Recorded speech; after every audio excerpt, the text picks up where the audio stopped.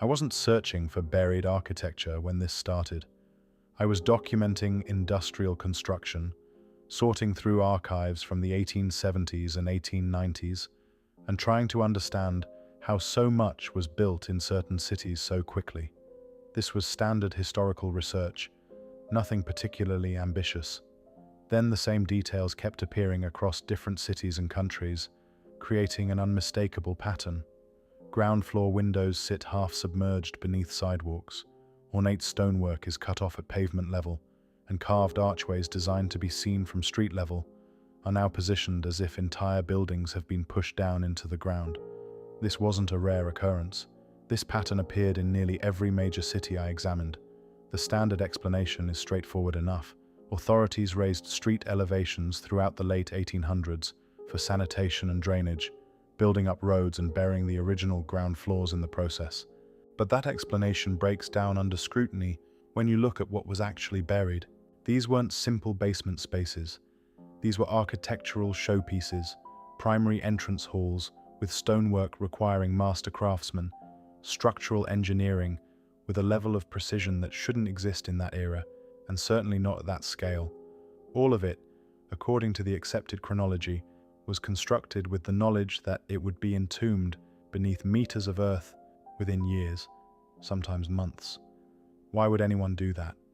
Why commit resources to construction of that quality, only to bury it where no one would ever see it again?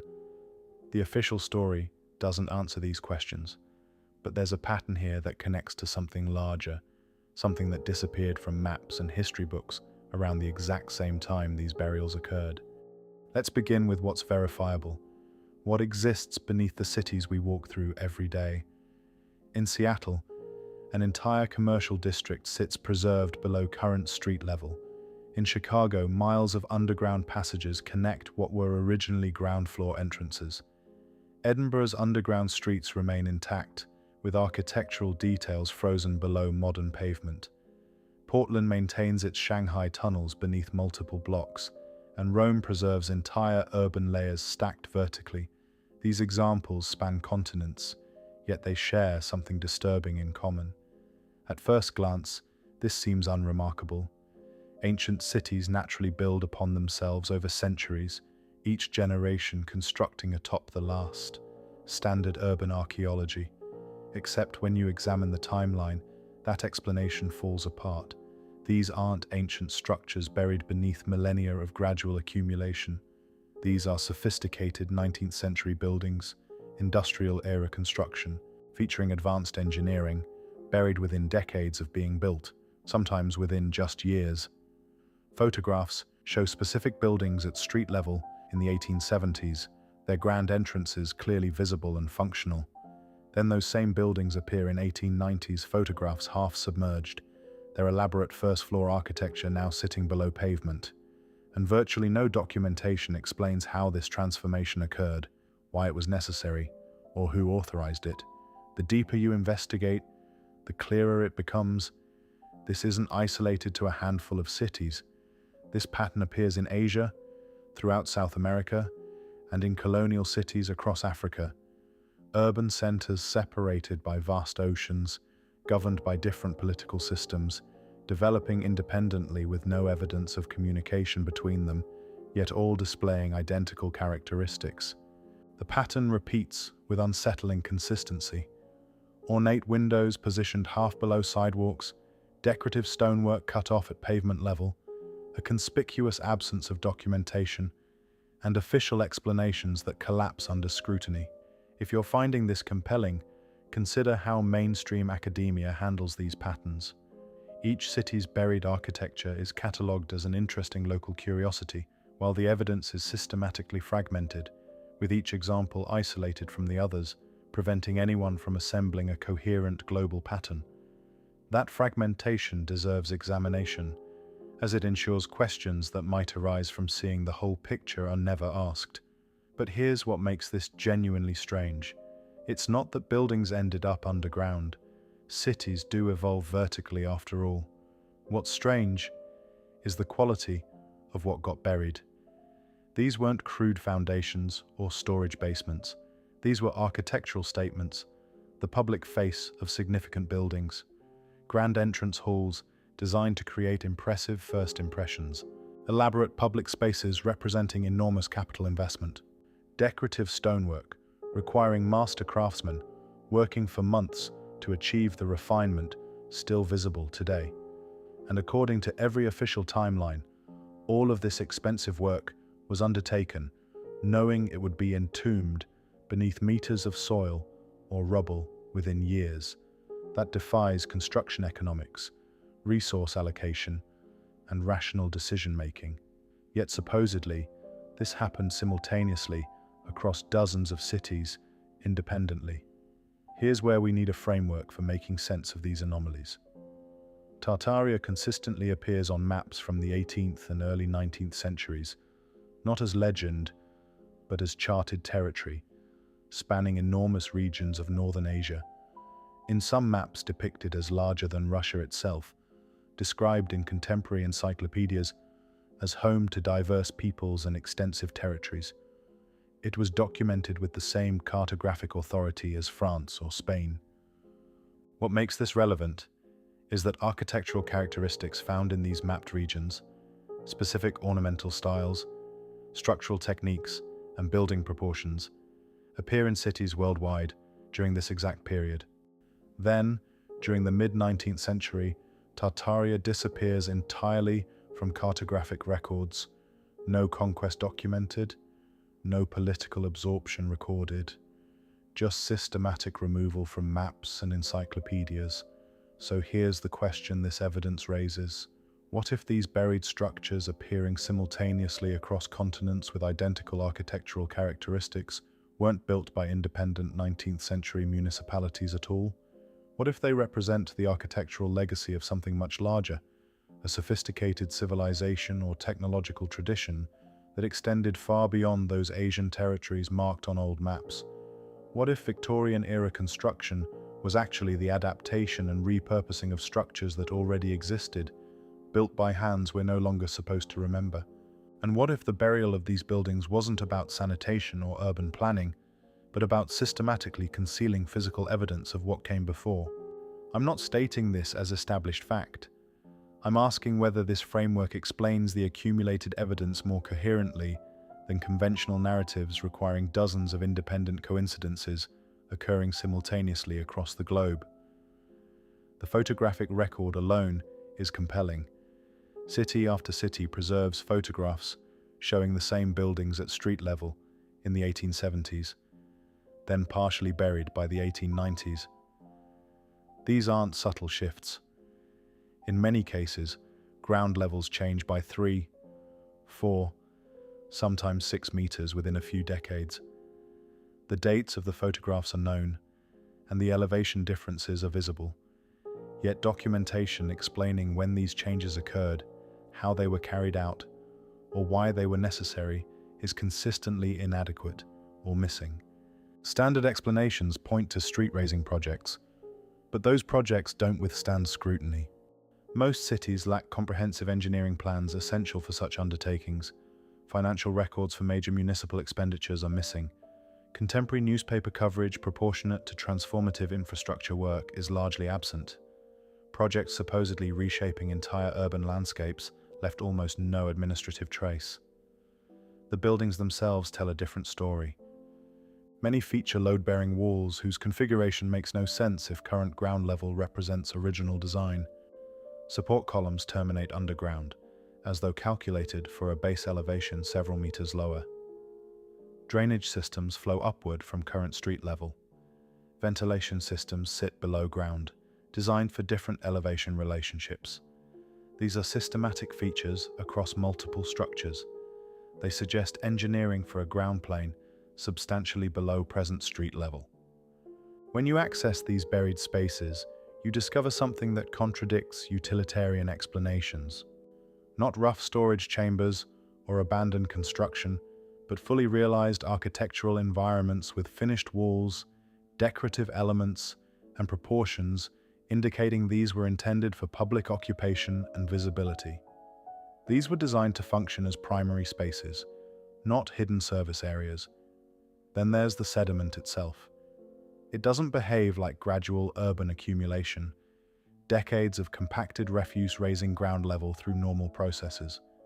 What exists instead is meters of mud, sand, and clay, displaying deposition characteristics geologists associate with rapid catastrophic events.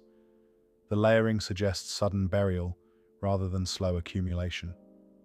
Multiple buried levels show evidence of flooding, followed by massive sediment infill, then immediate abandonment. Rapid entombment in a compressed time frame. Which brings us to the central problem conventional explanations cannot address. Even accepting the official narrative completely, one question remains unanswerable.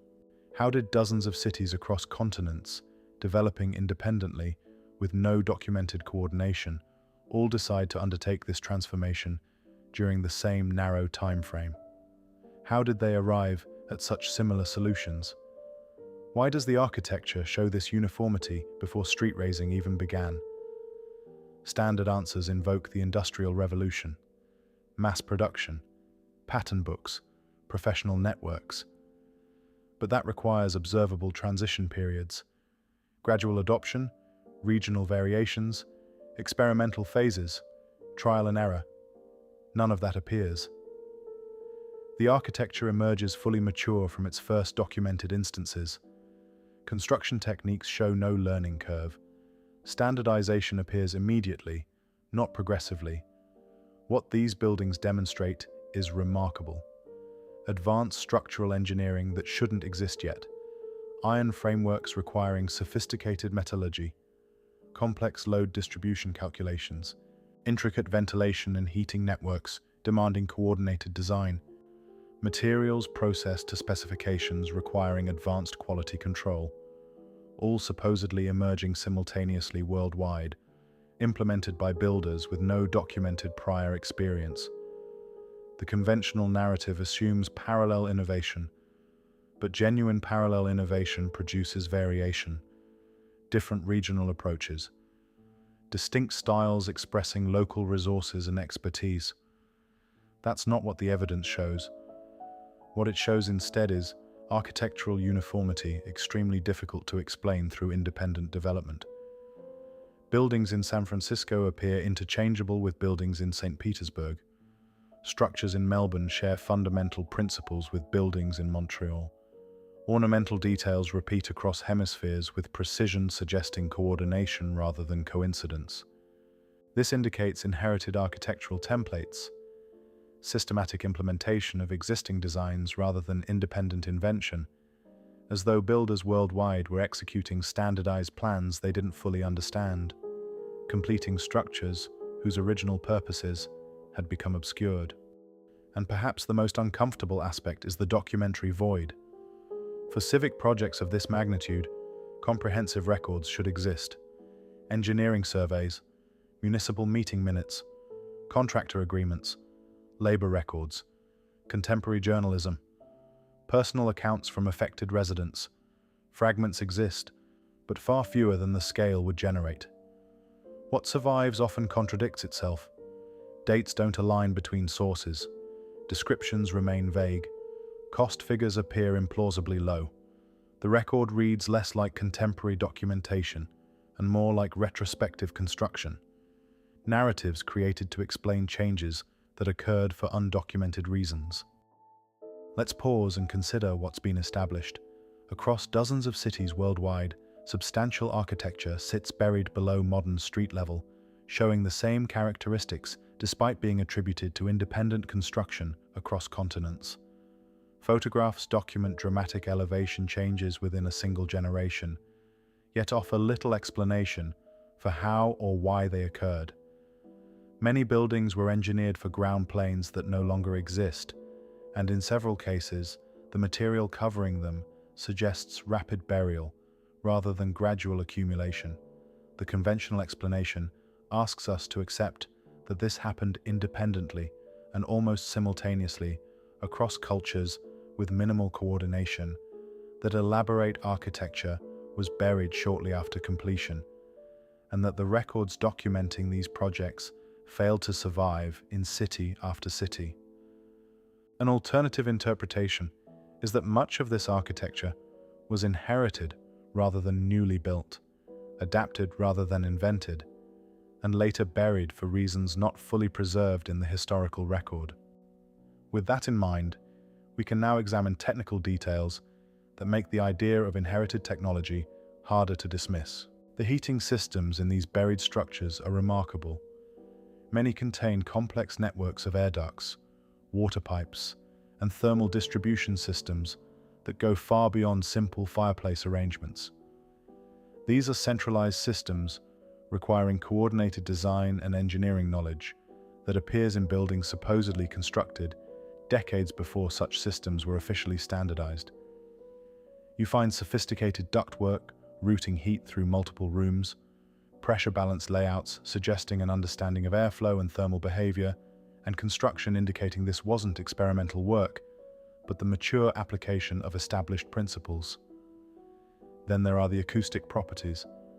Multiple buried performance spaces show acoustic engineering rivaling modern concert halls, with wall angles calculated for sound reflection, ceiling heights optimized for resonance, and material choices enhancing specific frequencies. All in structures official history dismisses as utilitarian basements. This doesn't resemble experimental or transitional work. It reflects the confident use of established, advanced knowledge. Because if there was a widespread architectural tradition, a technological system, perhaps a civilization that built these structures and then vanished from records, you would expect exactly what we find. Buildings inherited and used without complete understanding. Advanced engineering applied without documented development. Sudden burial, followed by replacement with simpler systems. Collective amnesia about what existed before. The maps show Tartaria existing across vast territories, while the architecture demonstrates sophistication, appearing without any developmental history. The burial patterns suggest systematic concealment rather than natural evolution, and the documentary record reveals deliberate gaps rather than accidental losses. Was this catastrophe? Some event depositing meters of sediment rapidly, forcing survivors to rebuild atop ruins with diminished capability? Was it deliberate concealment? Systematic burial of evidence to facilitate new historical narratives serving specific purposes? Or was it technological regression, the loss of knowledge leaving subsequent generations unable to maintain or comprehend what they had inherited? The answer matters. Because if we're living amid the remains of more sophisticated systems, if our cities are built atop buried technology we no longer understand, then our assumptions about human progress need revision. The trajectory of human civilization isn't inevitably upward as we've been taught. Knowledge can be lost, technical capabilities can disappear, and entire societies can forget what they once knew or what previous generations achieved. I began this investigation with curiosity about construction techniques and photographic inconsistencies. I'm ending with fundamental questions about historical continuity that have no satisfying answers. How much of our architectural heritage represents inheritance from something older? How much of our technological progress is recovery rather than invention? How many times has civilization reached sophisticated levels only to collapse and rebuild with partial knowledge?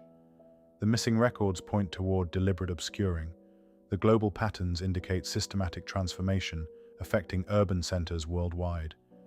And the silence, the institutional reluctance to connect these patterns, the tendency to dismiss such questions as fringe rather than investigate them seriously, suggests something is being preserved, not by shadowy organizations, but by comfortable assumptions placing us at the apex of achievement, by narratives reassuring us that we represent the pinnacle of sophistication, by frameworks that struggle to accommodate evidence suggesting we might be part way up a slope others climbed before us, that we might be rediscovering rather than discovering, that we might be living in the architectural shadow of something we've chosen to forget. Walk down any city street tomorrow. Look at the basement windows. Notice how architecture terminates abruptly at sidewalk level, how proportions seem incomplete, how the most elaborate details face downward towards spaces filled with earth. Ask yourself whether this appears intentional. The evidence is everywhere, literally beneath our feet, waiting for anyone willing to look without the filter of accepted narratives. What we've been taught are basements, sanitation projects, and routine municipal improvements may actually represent something entirely different. The architectural remains of something older and more sophisticated that we've systematically forgotten how to recognize. The question isn't whether Tartaria existed as an empire or nation-state, but what we're walking on top of, what was lost when it was buried, and why those questions have received so little attention.